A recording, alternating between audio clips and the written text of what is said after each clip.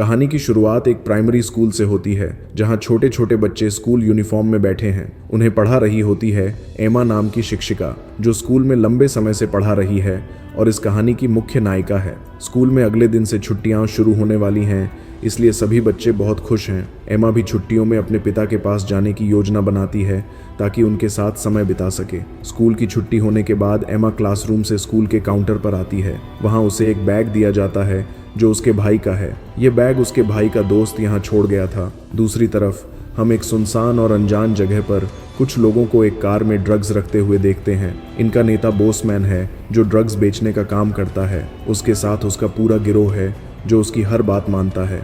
आज उन्हें ड्रग्स की डिलीवरी किसी दूसरी जगह करनी है। इधर एमा अपने पिता से मिलने के लिए घर से निकलती है। उन्हें खुश करने के लिए वह फ़ोन करके बता देती है कि वह शाम तक उनके घर पहुंच जाएगी। उधर बोसमैन एक कार में बैठा है। उसके साथ पीट नाम का एक लड़का है जो कार चला रहा है। पीट पहली बार ड्रग्स की डिलीवरी करने जा रहा है, इसलिए वह घबराया हुआ है। रास्ते में उन्हें डेविड नाम का एक पुलिस अधिकारी दिखता है जो कार रोकने का इशारा करता है। उसे देखकर पीट और ज्यादा डर जाता है। बोसमैन उसे समझाता है, डरो मत, मैं सब संभाल लूंगा।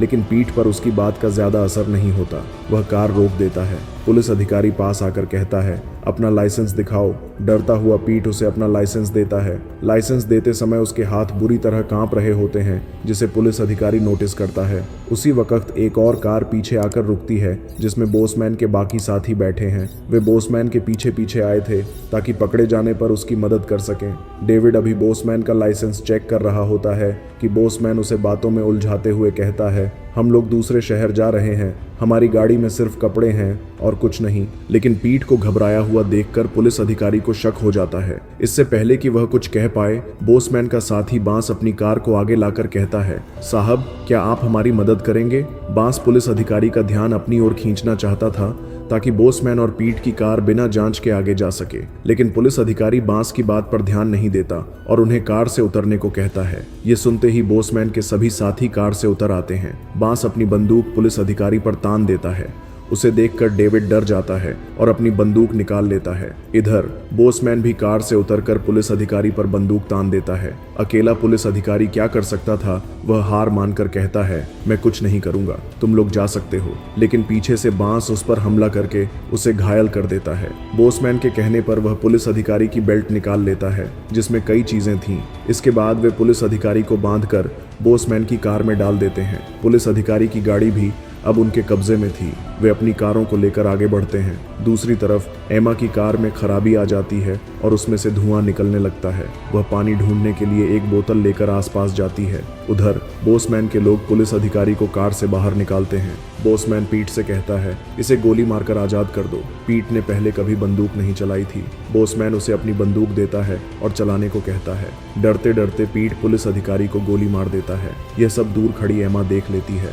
डर की वजह से उसके हाथ से बोतल गिर जाती है, जिसकी आवाज बोसमैन सुन लेता है। वह अपने साथियों से एमा को पकड़ने को कहता है। एमा जैसे ही उन्हें अपनी ओर आते देखती है, वह भागने लगती है। बांस और एजे उसका पीछा करते हैं और उसे पकड़ लेते हैं। बांस और एजे एमा को बोसमैन के पास ले आते हैं। वे आपस में बात करने लगते हैं। उसी वक्त पुलिस अधिकारी डेविड को होश आता है। वह देखता है कि सभी का ध्यान एमा की ओर है। मौका देखकर वह धीरे धीरे अपनी गाड़ी की तरफ बढ़ता है। बोसमैन अपने गिरोह के एक सदस्य बोयला से कहता है, तुम इस लड़की का ध्यान रखो। यह सुनते ही बोयला एमा को पकड़कर एक पाइप के पास ले जाता है और डेविड की बेल्ट से हथकड़ी निकालकर उसे पाइप से बांध देता है। वह एमा के साथ जबरदस्ती करने वाला होता है। इसी बीच पुलिस अधिकारी डेविड अपनी गाड़ी लेकर भागने लगता है। बोसमैन और उसके साथी उसे रोकने की बहुत कोशिश करते हैं। वे उस पर गोलियां भी चलाते हैं, लेकिन डेविड बचते बचाते वहां से निकल जाता है। बोसमैन और उसके साथी डेविड का पीछा करने लगते हैं। जल्दबाजी में बोयला का चाकू वहीं गिर जाता है। बोसमैन अपनी कार से एक बड़ी बंदूक निकालता है और एक छोटी पहाड़ी की ओर दौड़ता है ताकि ऊपर चढ़कर डेविड को गोली मार सके। इधर पाइप से बंधी एमा के सामने डेविड की बेल्ट पड़ी है जिसमें हथकड़ी की चाबी है। उधर बोसमैन के लोग डेविड की कार को रोकने के लिए उस पर गोलियां चलाते हैं, लेकिन डेविड नहीं रुकता। तभी बोसमैन पहाड़ी पर चढ़कर एक ही गोली से डेविड को मार देता है। एमा किसी तरह कोशिश करके डेविड की बेल्ट तक पहुंचती है और उसमें से चाबी निकालकर अपनी हथकड़ी खोल लेती है। वह बोयला का गिरा हुआ चाकू भी उठा लेती है। बोसमैन पीट से कहता है, इस पुलिस वाले को हम पर शक हो गया था। यह हमारे लिए कभी भी खतरा बन सकता था, इसलिए इसे मार मारना जरूरी था, किसी को शक न हो, इसलिए वे डेविड की कार को अपने साथ ले जाते हैं। बोसमैन बोयला से कहता है, जाओ उस लड़की को मार दो, उसने हमें डेविड को मारते हुए देख लिया है। इधर डरी हुई एमा भागते भागते अपनी कार तक पहुंच जाती है। वह अपनी गाड़ी से फोन और अपने भाई का बैग निकालती है और वहां से निकलने के लिए आगे बढ़ने लगती है।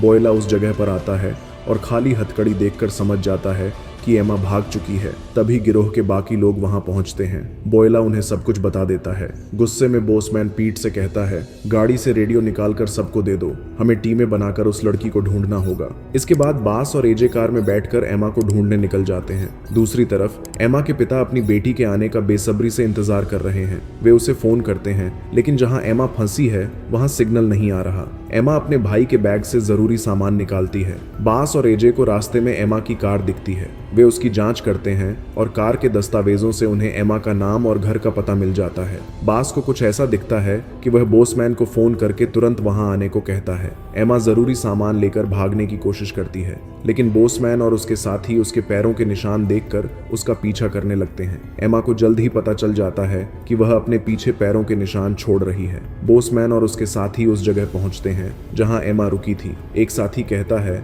वह जरूर भूखी और प्यासी होगी, पानी की तलाश में इधर उधर भटक रही होगी, हमें पानी ढूंढना चाहिए तो वह अपने आप मिल जाएगी। बोसमैन उसकी बात से सहमत होता है और वे एमा के पैरों के निशान देखकर आगे बढ़ते हैं। थोड़ी दूर जाने पर पीट कहता है, एमा को पता चल गया है कि हम उसके पीछे हैं, देखो उसके पैरों के निशान 3 दिशाओं में जा रहे हैं, उसने जानबूझकर ऐसा किया है ताकि हम उस तक न पहुंच सकें। बोसमैन कहता है, 2 साथी एक दिशा में जाए, 2 दूसरी दिशा में और तीसरी दिशा में मैं और पीट जाएंगे। इसके बाद वे 3 अलग अलग दिशाओं में बढ़ जाते हैं। इधर एमा पानी की तलाश में एक कुएं तक पहुंचती है। कुएं का पानी देखकर उसे एहसास होता है कि यह पानी बहुत गंदा है और इसे पीने से वह बीमार पड़ सकती है। वह थोड़ा पानी लेकर उसे साफ करने की कोशिश करती है। इसी बीच बोयला और एजे उसे देख लेते हैं। एजे यह बात बोसमैन को बताने के लिए कहता है, लेकिन बोयला उसे रोकता है और कहता है, मैं खुद एमा को मारूंगा क्योंकि बोसमैन ने उसे मेरे हवाले किया था। बोयला एमा पर बंदूक तान देता है और उसके साथ जबरदस्ती करने की कोशिश करता है,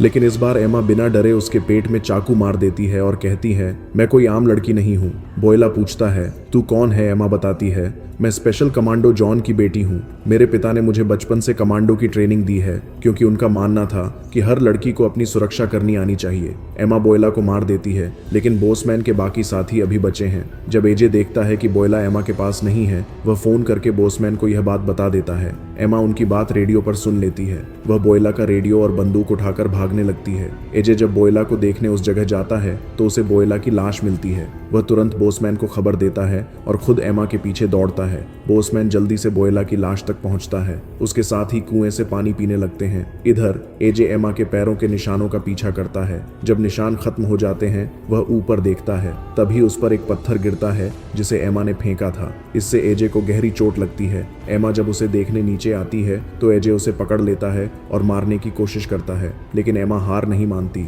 वह उसकी बंदूक उठाकर उसे गोली मार देती है। कुछ देर बाद बोसमैन और उसके साथी एजे की लाश तक पहुंचते हैं। इधर एमा भागते भागते एक फार्म हाउस के करीब पहुंच जाती है, लेकिन बोसमैन उसे एक पहाड़ी पर खड़ा देख लेता है। जैसे ही वह गोली चलाने वाला होता है, एमा की नजर उस पर पड़ती है। वह तेजी से भागकर एक जगह छिप जाती है, लेकिन पीट, जो पानी पीने की वजह से थोड़ा बीमार हो गया था, उसे छिपते हुए देख लेता है। बोसमैन अपने साथियों से कहता है, तुम लोग आगे जाकर उसे ढूंढो, मैं यहीं से उस पर नजर रखूंगा। बोसमैन की बात सुनकर सभी एमा की तलाश में निकल पड़ते हैं। एमा एक सुनसान फार्म हाउस में पहुंचती है। वहां उसे कई काम की चीजें मिलती हैं। तभी एजे वहां दाखिल होता है। एमा उस पर हमला कर देती है। इसके बाद पीट भी धीरे धीरे फार्म हाउस में घुसता है। एमा उसे पकड़ लेती है और चाकू से वार कर देती है। तभी बांस आकर एमा पर हमला करता है। दोनों के बीच जोरदार लड़ाई होती है। बांस ताकतवर है, लेकिन एमा के सामने वह ज्यादा देर नहीं टिक पाता। एमा उसे भी मार देती है।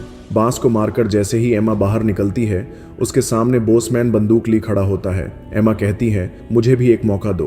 बोसमैन अपनी बंदूक नीचे रख देता है, लेकिन उसके हाथ में एक और छोटी बंदूक होती है। इसके बाद दोनों के बीच गोलियों की बौछार शुरू हो जाती है। एमा की गोली बोसमैन को लगती है और वह मर जाता है, लेकिन बोसमैन की गोली एमा को जख्मी कर देती है। अंतिम सीन में हम देखते हैं कि जख्मी एमा अपने पिता के पास पहुंचती है। उनके गले लगकर वह कहती है, मुझे ट्रेनिंग देने के लिए शुक्रिया। इसी के साथ यह कहानी खत्म हो जाती है। दोस्तों, आपको इस कहानी का व्याख्यान कैसा लगा कमेंट सेक्शन में जरूर बताएं। कहानी को लाइक और शेयर करें, चैनल को सब्सक्राइब करें और बेल आइकन दबाएं ताकि आने वाली कहानियां आपसे न छूटें। अगली कहानी में फिर मिलते हैं।